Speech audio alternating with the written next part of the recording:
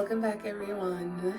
It's so good to see you guys. So I am about 99% fully healed from having the dreaded sickness. And today I thought I would do something just a little simple, something easy, not a big sewing construction project, because my next one is going to take me a minute to get all the stuff I need to get in order to do all that. So today I thought, since October is around the corner and I'm absolutely super hyped. I love October. It's when the leaves start to change. Everything becomes really beautiful with the oranges and browns and reds and yellows and all of that, that I thought that I would do something that aligns with my aesthetic, along with my love for spookiness and everything that entails.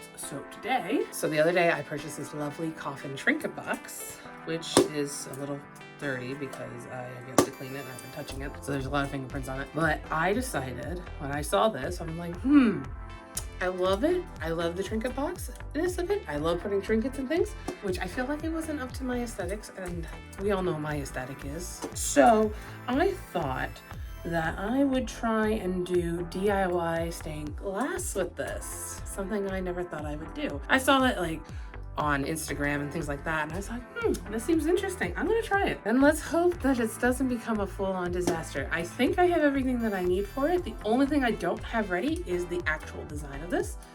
So without further ado, let's get onto my computer and design what goes on to this wonderful coffin while this also gets cleaned. So I lied. I'm not using my computer because I realized I don't have a program on my computer for stuff like this yet. So I'm actually just going to use my phone, and it has some really good tools in order for me to do this. It's just a simple sketch and design. So I was trying to mimic like some of those stained glass sun catchers that are seen at like craft fairs and things like that, and I just really wanted to add my astrological spin on it. And to tell you, just doing the border of this design took me so long to do because I wanted to make sure that it was symmetrical and even, like all that stuff, because when adding the moons that I plan on doing, I just wanted to make sure they all fit properly. My brain doesn't really compute when it comes to making triangles or making symmetrical shapes because it's just like the most difficult thing for me to do. I don't understand why it is. It just is. There's a point in the process where I said it's good enough and I'm just gonna do it like this. When I put it onto the coffin itself, it should even itself out so I wouldn't have an issue. At first, I really wanted to put a star in the top portion of the coffin, but like I said, I'm not really good at making geometrical shapes, so the star really wasn't going to work out at all. Just like a triangle, I cannot make a star look even on all sides at all. But I did want to put a little crescent moon underneath whatever I was going to put into the middle of that circle, because I really wanted it to showcase that it was the night, even though there is going to be more moon designs down at the bottom of the coffin. So I just wanted to make sure that all the corner points of the border with the lines all matched up a little symmetrically in the design on this picture, because when I bring it down to the actual coffin, I have to copy all that onto it. And from future Madz, it worked out okay. You'll see soon, but I think it looks really good. And then just adding the moon cycle onto the bottom of it, and then adding more lines, and that's it. Now it is time to transfer said design onto the box. Now I'm using a Sharpie. I really should have been using a dry erase marker, and there's my darling child. But I decided to use a permanent marker because it won't move if I accidentally touch it, and I know that I can clean it off with a little bit of rubbing alcohol or nail polish remover. I am using this very flexible ruler. I don't know why I decided to use the very flexible ruler, because it does shift a lot more than a standard wooden ruler or plastic ruler. But you know what, we deal with what we got. That's all we have to, that's all I have to say. Looking back on the whole project, I kind of regret using the Sharpie now, because the amount of times that I have to get the rubbing alcohol or nail polish remover in order to clean away all my mistakes, and then constantly ruin my actual designs and going back in with like the ruler and things like that. But again, I kind of wanted to go for it not moving if I accidentally touched it.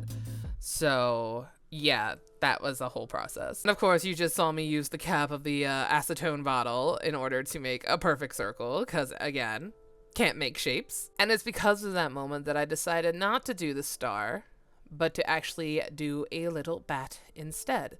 Because at least with the bat, it doesn't have to be perfectly symmetrical. It's perfectly fine. Everything is fine. I think the bat really did turn out cute, even though in the end product, and you'll see it soon because of how I did it, but it came out really cute. I really like the little bat. It also ties in with the night theme that goes along with it, and there is a little star in there to tie back to the original design.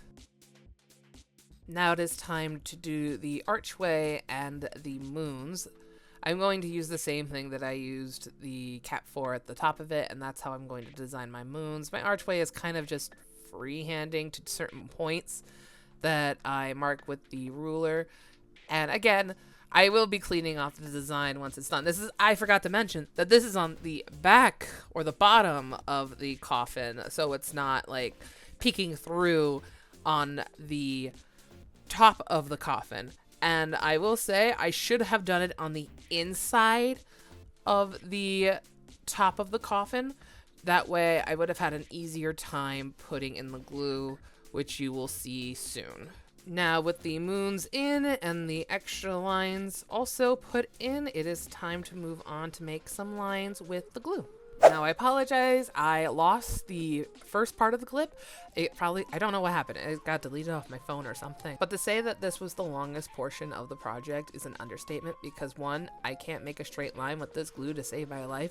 And two, the design being on the bottom of the coffin made it really hard because it distorted the image a little bit while looking down at it. Which is why I started thinking while I was editing this that I should have put it on the inside of the top portion of the coffin. And this is my own dumb fault, and if I ever do this again, I will make sure to remember that. And the reason why this also took the longest time to do is because the glue lines are super thick and it took a really long time for it to dry.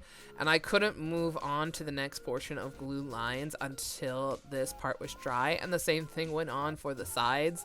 And it was just like, it felt like 2 days of me doing, actually no, it was 2 days of me doing this. So after doing these lines here on the moon and then making the lines for the triangles on the sides of the coffin, this is what it looks like in the end.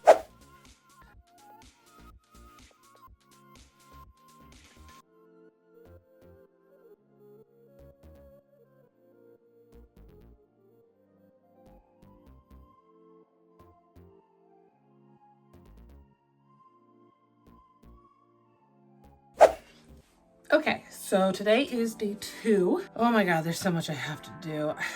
I'm literally drowning in work for school and work and just like everything else that I have to get done. But we're gonna make it through it. We're gonna go forth and paint this coffin. So the paints that I'm using are very thin acrylic paints that are meant for glass, and I'm hoping everything will turn out okay. I'm pretty sure it's not gonna look perfect because I don't want to add too many layers so the light doesn't come through with it and you can't see out of it or like see through it like stained glass. So I'm just hoping that I'm able to layer the paint okay-ish. Look at this creature. What you doing down here, huh?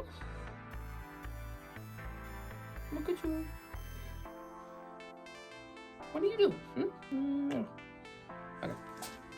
So I am going to go take that and I'm going to go paint it. I will be doing it in my kitchen because the space is not fully done yet, which I'm getting ever so close to finishing the flooring. I only got like a little section left to do. And of course the closets and any other decorations, the outlet covers, the light switch covers and things like that. And then putting my work table in here to do this kind of work down here instead of upstairs in my kitchen. So let us go and take care of the painting.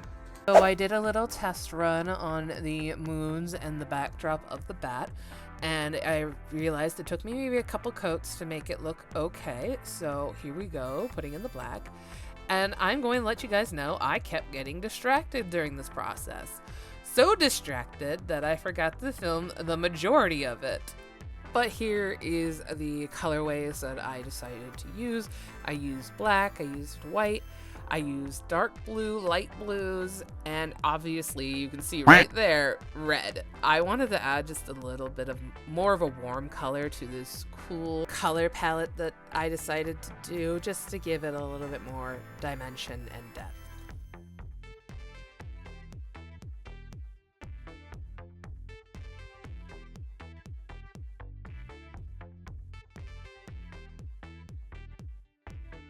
But since I got so distracted and I forgot to film the majority of this painting process, I have some really good news. So real quick, over to Vaporeon Madz. As I have mentioned before, I am a cosplayer who likes to do craftsmanship competitions.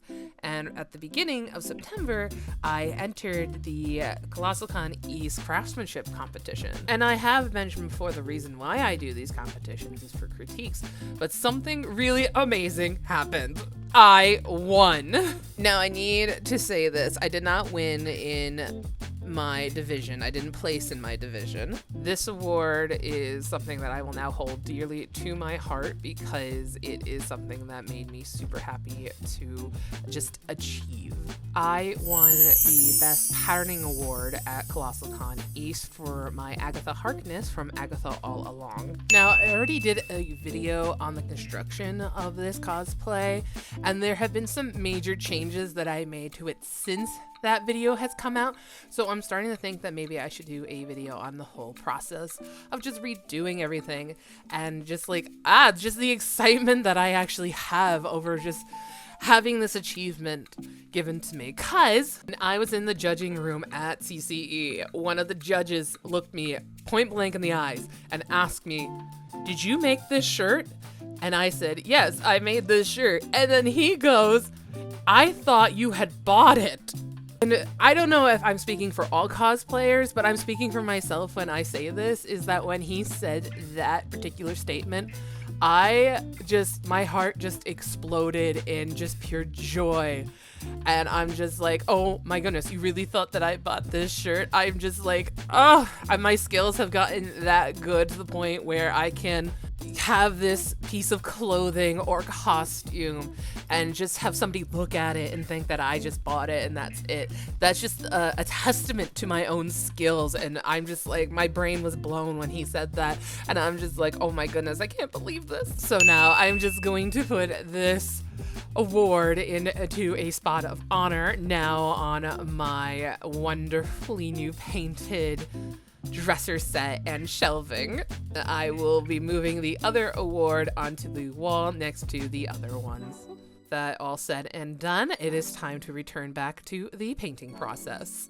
So I tried to make sure that none of the colors kind of touched each other, but I knew that was going to be kind of impossible given the design of this project. I'm just the type of person who doesn't like colors touching each other unless of course it's in a symmetrical way. I think that just stems from all the Nancy Drew games that I've played in which they had like puzzles that did that kind of thing, and it's just like something that stayed in my brain for a very, very long time. I'm trying to get over that little thing, but it hasn't gone away since I was a child, so.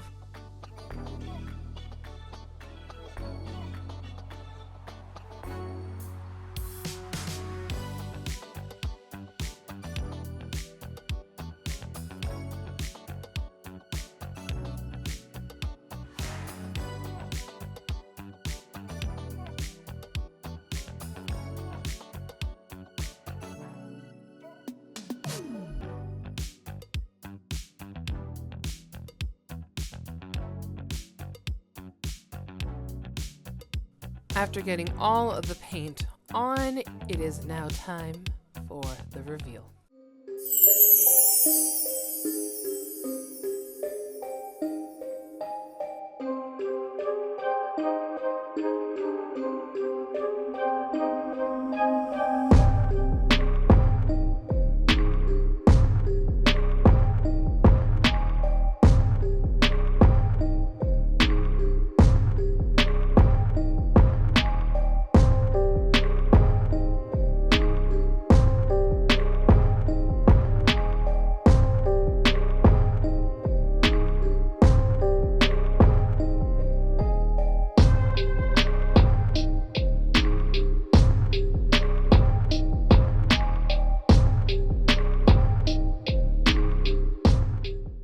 Oh my goodness, it came out really, really cute. I really like it. I showed it to my mom and she said it was really pretty. I think the color choices that I used are really cute. Yes, I'm a person who absolutely loves the color blue, but I also like the color reds and purples and things like that in between. And it goes well with the little bat. So I think it's so cute. I do have to clean up the back a little bit. There's still some Sharpie on there when I was designing it. So that is thing. I might go in with like maybe another layer of paint afterwards, because what you saw through the light, there is some streakage and there's some spots that have the glass still coming through where the glue or paint didn't really cover it. I might have, like, I wanted to be careful not to get it on the glue because I just didn't want, like, you know, uneven lines. I mean, sure, I mean, it's not perfect either because I can't draw a straight line to save my life. As you saw, I had to use a ruler for the markers, but I couldn't use that with the glue, and even using the cap for the circles, they didn't come out great or as perfect circles either because, I mean, maybe if I used puffy paint instead of glue, it might have been a little different. Maybe there'll be more raised lines because it kind of flattened out. I wasn't expecting it to flatten out like it did. Other than that, it's cute. I really like it. It's really, really cute. I might do this to other projects in the future, like another trinket box or something like that, and do like a whole different design of something else that I really, really like. So right now, and that's about it. And I really, really like it, and I might do for more projects in the future. Thank you guys so much for watching. If you're new here and liked what you saw and you want to stick around, I have so many other projects planned. And if you have been here, thank you guys so much for sticking around, and I really appreciate you guys. And I will see you guys in the next one.